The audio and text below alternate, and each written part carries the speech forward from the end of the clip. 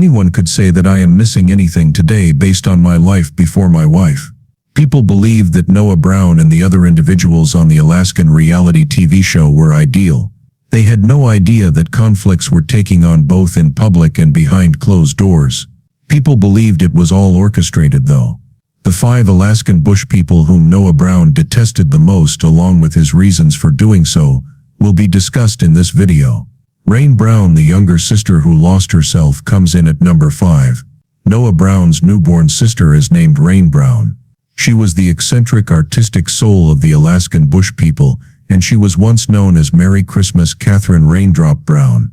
Her purity, compassion, and inventiveness won her admirers. However, Noah Brown claims that her purported innocence passed away a long time ago, and what's left is someone he views as utterly insane, violent, and manipulating. Really, it's heartbreaking. However, Noah's voice is no longer sorrowful. His words are filled with anger, intense indignation, disgust, and even treachery. And you may know why after seeing what has transpired between these two. Let's go back to when everything started to go wrong. Rain has always been emotionally brittle. Being the youngest member of the Brown family, she seemed to lose her temper after their father, Billy Brown, passed away. Noah, who had already separated himself from the family drama to keep his wife Rain and their kids safe, saw some very horrifying changes in Rain. Noah claims that Rain did not only experience grief or depression, she eventually started abusing drugs. We're not referring to a small amount of marijuana or a drink here and there. Noah charged her with heavy drinking, cocaine use, meth use, and unpredictable behavior that could no longer be written off as emotional suffering. Noah blatantly depicted a sister who was engulfed in darkness and addiction in his filings for a restraining order. Furthermore, he asserted that she was intentionally placing other people at danger of harm in addition to harming herself. Recognize that this was not an inheritance or property dispute within the family. Fearing influence, Noah moved to court to legally keep Rain apart from his close family. He didn't want to take any chances, therefore he wanted her to be far away from them. She was frequently popping up without warning, causing trouble, threatening them, and even messing with their mother's medicine, he claimed. Yes, the same woman dealing with health issues who was supposedly coerced by a daughter who was going crazy. Josiah Lorton, Rain's spouse, was also drawn into the same situation, as if that weren't enough. Concerned that the two were armed, dangerous, and utterly unpredictable, Noah feared for the protection of his family. Emotional instability was not the only factor. It might have been illegal. Noah's modest but firm online remarks gave the public a glimpse of this strained relationship.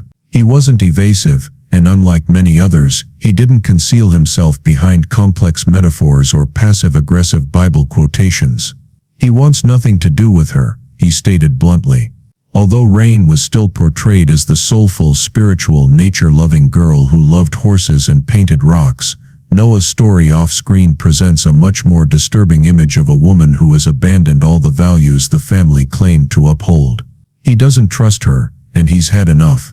Rain has always been the first to post spiritual quotes, love, heavy captions, and emotional selfies about healing and growth, while her brother is requesting a legal barrier to shield his wife and children from her presence. This is a woman who, in his words, poses a threat. What's worse is the hypocrisy. Some fans say Noah is being too harsh, that he's overreacting, that Rain just needs help, not hatred. But it's disappointing and quite revolting to see how a family that professed to be God-fearing and rooted in traditional values ended up producing this level of dysfunction. And how did Rain, of all people, go from the sweet younger sister to the person Noah allegedly fears the most? The fact that this is Noah's first argument with his siblings, but the first one in which he took drastic legal action, says it all. At this point, Noah doesn't even call Rain family in interviews, social media posts, or online kunda sessions. His tone is cold. In fact, they all did.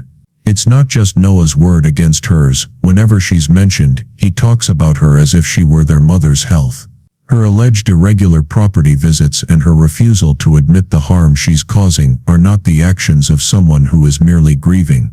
Rather, they are clear signs of someone who is spiraling and pulling others down with her. Law enforcement has been involved multiple times, and his statements are supported by police reports, screenshots, and witnesses.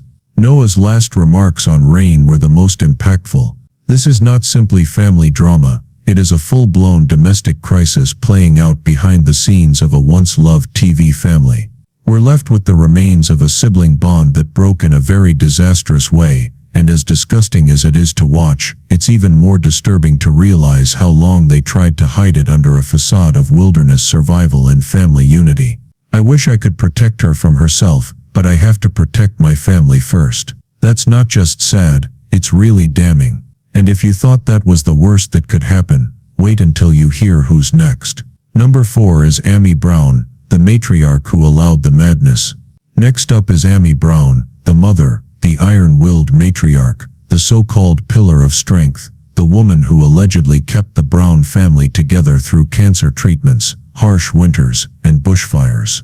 Rain Brown, who was once the heart of the Brown kids, is now persona non grata in Noah's life. However, if you take away the gentle manner and the pious exterior that television producers have meticulously crafted, what you're left with, at least in Noah's perspective, is someone who is known as a manipulator, an enabler, and a woman who, while grinning on camera, allowed her family to fall apart from the inside out. Noah's love for his mother was profound, genuine, and unconditional at the time, and he was there when Amy was fighting stage 4 lung cancer. Let's not forget that Noah flew back, stepped up, and made some sacrifices at one point. He even put his independent life on hold to help take care of her. This is the one thing that disgusts Noah the most. However, Noah claims that when he began to call out dysfunction, particularly Rain's alleged drug use and unpredictable behavior, Amy stopped supporting him and instead took Rain's side. The mother who had previously pleaded for healing and peace was now choosing to remain silent. When Noah filed for a restraining order against Rain, Amy reportedly became very angry, not at the daughter making threats, but at the son attempting to protect his family, and instead of standing up for the truth and confronting her daughter's downward spiral, she allegedly brushed it under the rug, made excuses, and told Noah to stop overreacting. Noah has hinted in numerous posts and discussions that Amy not only disregarded his concerns, but actively undermined them. At one point, she allegedly invited Rain over even after the restraining order drama started, knowingly ignoring the tension and the threat it posed to Noah's wife and children. If that isn't infuriating, what is? What kind of mother sees her own child pleading and crying out for help and chooses to gaslight him instead?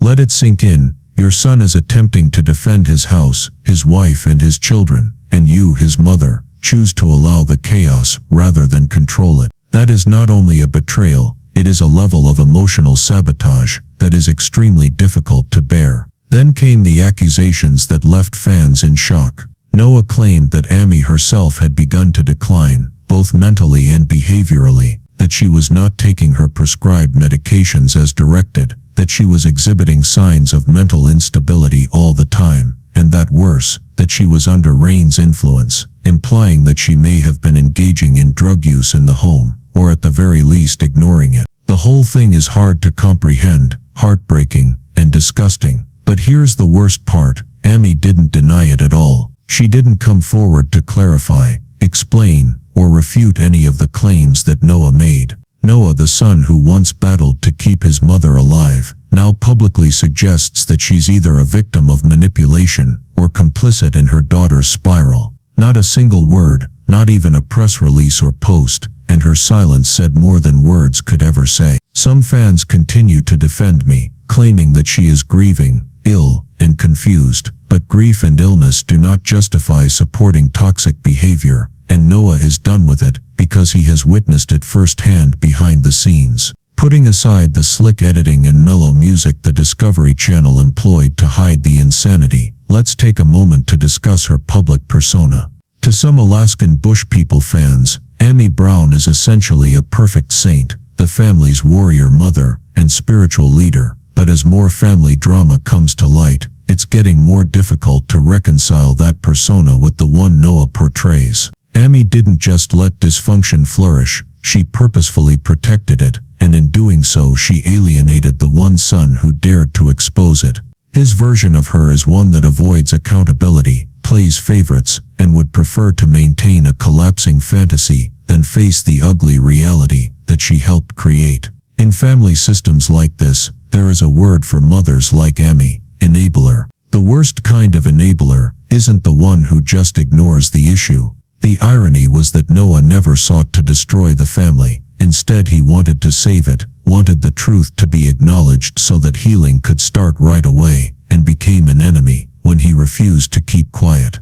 The worst kind of enabler is the one who guilt trips the truth teller, telling them that they are the problem for speaking up, and that they are creating division, and that everything would be fine if they just kept quiet. Noah, however, refused to play that game any longer. Noah lists Amy as one of his 5 most resentful people, and it's not because he never loved her. He loved her so much, and when that love is betrayed, it breeds the deepest kind of disgust. And for that he's been excluded, disregarded, and treated disrespectfully by the same woman who once kissed him goodnight under the Alaskan stars. Speaking of his wife, his kids, and the peace they've created away from the cameras, and the poisonous nostalgia of Brown Town, Noah now has a new family, and is done pretending, hurting, and waiting for unattainable apologies. He has also drawn a clear line to preserve that peace, and Amy is on the other side. Josiah Lorton, the stranger who entered and put gasoline on the fire, is number 3. According to Noah Brown, nothing terrifies him more than a toxic sibling, an outsider, who enters a family that is already broken, and makes everything seem worse.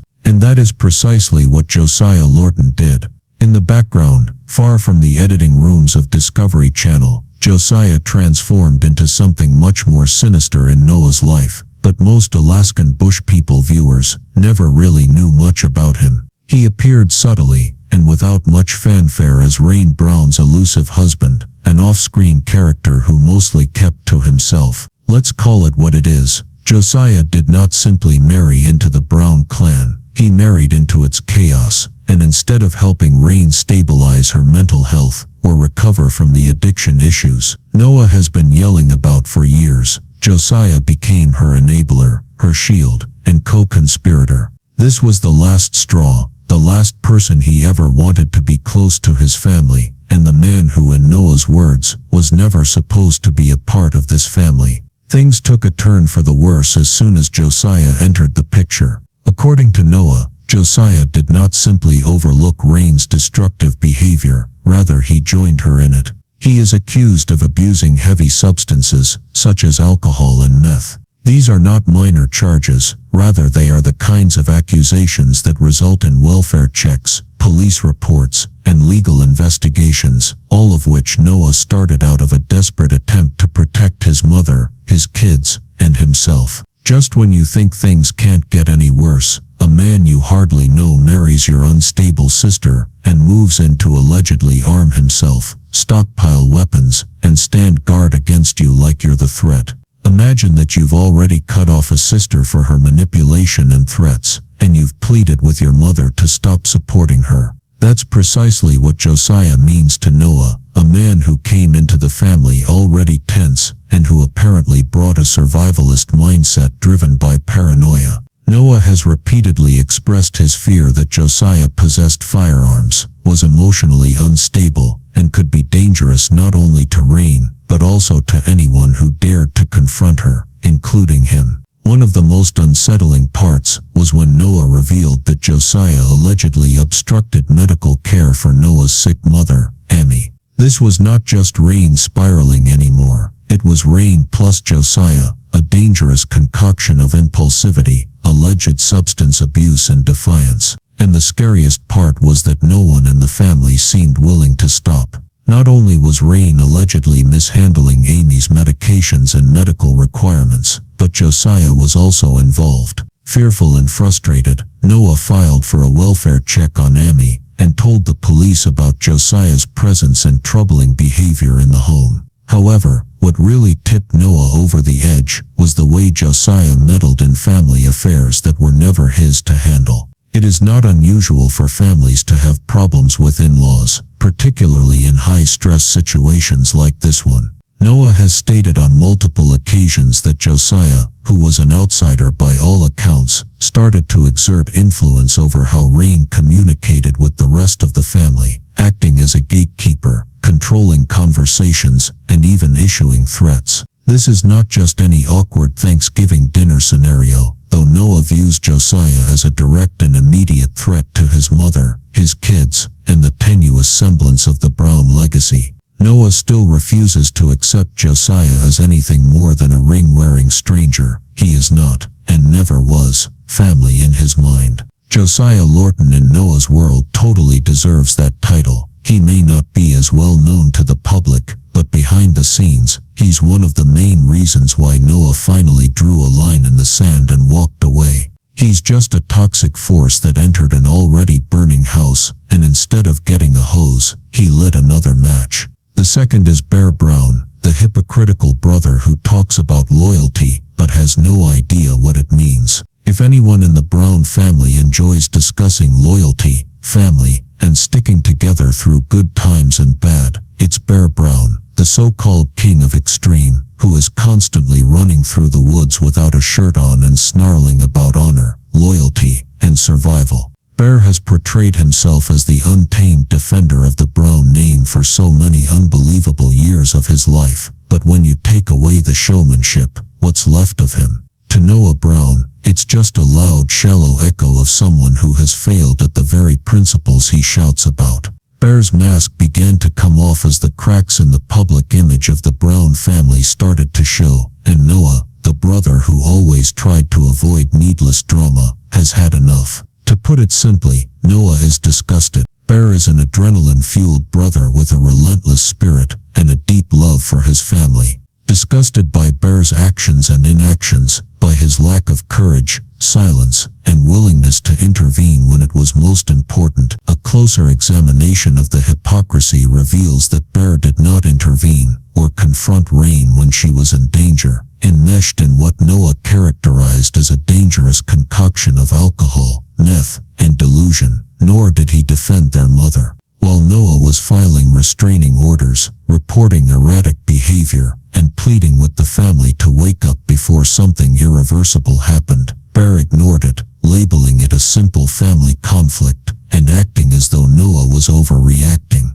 Bear simply took Rain's side. It is really frustrating because there was every opportunity for Bear to be the bridge, the one who would have listened to both sides, and helped fix what was broken. At that moment, Noah realized that all of Bear's talk about family first was nothing more than empty words. If Bear had been truly loyal, he would have challenged the status quo, asked the difficult questions, and stood up for what was right, rather than who was louder. Let's not forget that this is the same Bear Brown, who has his own history of chaos, legal issues, violent outbursts, and domestic outbursts with his ex-girlfriend Raven. He literally had police reports stacked higher than his cabin logs. Instead, he chose denial, optics, and playing nice on camera while ignoring the emotional battle that was going on behind the scenes. Noah claims that Bear used to be his closest brother, the person he could confide in about anything, and the one who shared his frustrations about the dysfunction in the family in whispers around the campfire.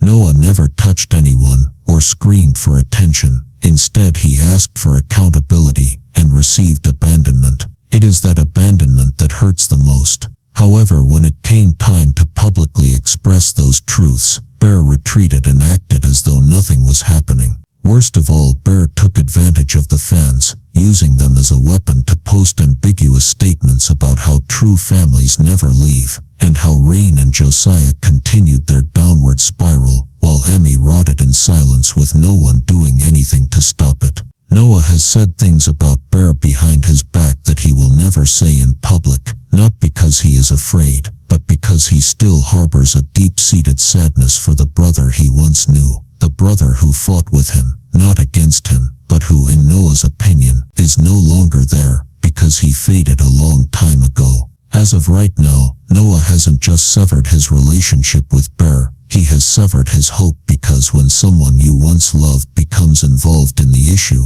you let go and walk away. Bear is a symbol of everything Noah despises about the family now: the cowardice, the denial, willingness to stand up for what's right, even when it hurts. The longer Bear continues to act as though nothing is wrong, the wider the chasm grows. When asked about Bear in public, Noah's face tightens, his voice hardens, and he always responds with the same icy response. He made his choice, and that choice wasn't family. Number 1. Matt Brown, the fallen brother who broke more than just himself. You protect your peace, and that's exactly what Noah is